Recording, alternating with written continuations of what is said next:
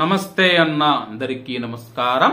ప్రపంచవ్యాప్తంగా ఉన్న ప్రపంచ దేశాలు ప్రజలందరూ పాత సంవత్సరమైన 2024ను విడిచిపెట్టేసి 2025 నూతన సంవత్సరంలోకి అడుగుపెట్టారు. అలాగే జనవరి 1, 2025 నూతన సంవత్సరం రోజున కువైట్లోని హాస్పిటల్లో పుట్టిన పిల్లల వివరాలను ఆరోగ్య మంత్రిత్వ శాఖ ప్రకటించింది. వివరాల్లోకి వెళితే నూతన సంవత్సరం 2025 ప్రారంభంలో జనవరి 1వ తేదీ కువైట్లోని ఆసుపత్రులలో బహుళ ప్రసవాలకు సాక్ష్యమిచ్చాయని చెప్పి ఆరోగ్య మంత్రిత్వ శాఖ తెలిపింది.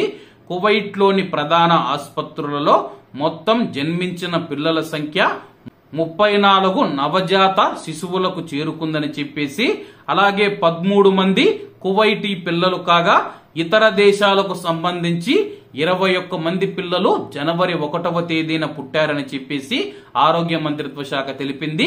ఒక్క పర్వానియా హాస్పిటల్లోనే అత్యధికంగా 6 మంది పిల్లలు జన్మించారని చెప్పి, పర్వానియా హాస్పిటల్లో పుట్టిన 6 మంది పిల్లలు ఎవరైతే ఉన్నారో వాళ్ళందరూ ప్రవాస పిల్లలే అని చెప్పేసి, అలాగే మనం చూసుకుంటే 21 మంది ప్రవాస పిల్లలు పుడితే 13 మంది కువైటీ పిల్లలు జనవరి 1వ తేదీన కువైట్ లో జన్మించారని చెప్పేసి పుట్టిన బిడ్డలకు అలాగే తల్లిదండ్రులకు ప్రత్యేక శుభాకాంక్షలు తెలియజేసుకుంటూ, అలాగే కొత్తగా పుట్టిన బిడ్డలకు కొత్త ప్రపంచంలోకి ఆహ్వానం పలుకుతూ అందరూ బాగుండాలి, అందులో మనం ఉండాలి. అందరికీ నమస్తే అన్న, జై హింద్.